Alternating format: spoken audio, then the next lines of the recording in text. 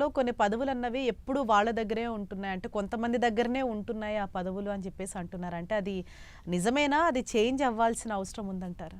అమ్మ, మీరు చెప్పిన మాట ఇది ఒక 8 సంవత్సరాల క్రితం నేను యాజ్ ఎ మెంబర్గా జాయిన్ అయ్యాను. అంటే 87 హైదరాబాద్ వచ్చిన కొత్త నుంచి ఉన్నాను. దాదాపు నేను ఒక 10 ఇయర్స్ ఉన్నాను. ఏది ఈసీ మెంబర్గా ఉన్నాను, తర్వాత సెక్రటరీగా వెళ్ళాను, రకరకాలుగా వెళ్ళాను. అప్పుడు వారు అన్నారు, ఎప్పుడు మీరేనాయా, ఎవరు రారా అని అన్నారు ఆ రోజున.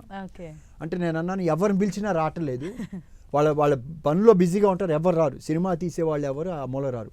వాళ్ళకి అవసరం వచ్చినప్పుడు పని, వాళ్ళకి ఏదన్నా వర్కర్స్తో ప్రాబ్లం వచ్చినప్పుడు, వేజెస్తో ఎక్కడన్నా షూటింగ్ ఆగినప్పుడు, లేకపోతే ఏదన్నా పర్మిషన్స్ రానప్పుడు, అలాంటి సిచ్యువేషన్స్ వచ్చినప్పుడు వస్తారు.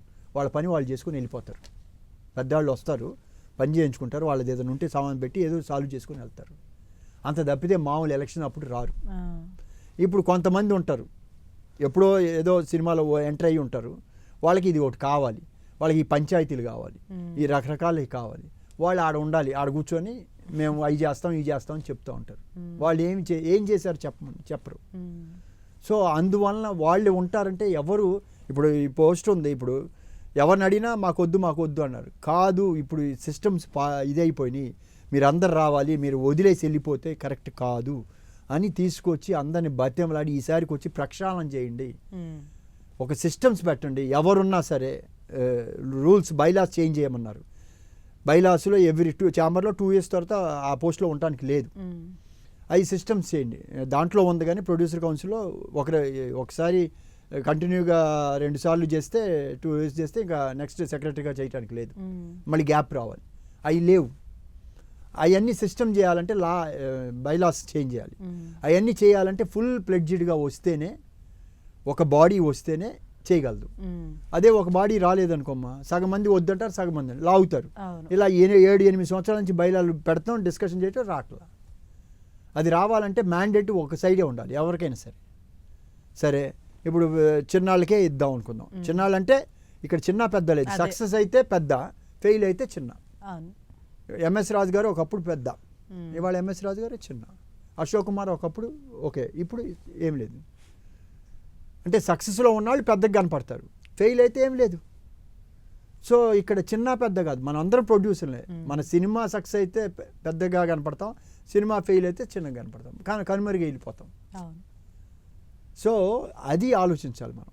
ఏదైనా మ్యాండేట్ ఒకసారి ఉంటే ఏదో చేస్తాం అనేది ఒక రకమైన వాళ్ళని మభ్యపెట్టడమే.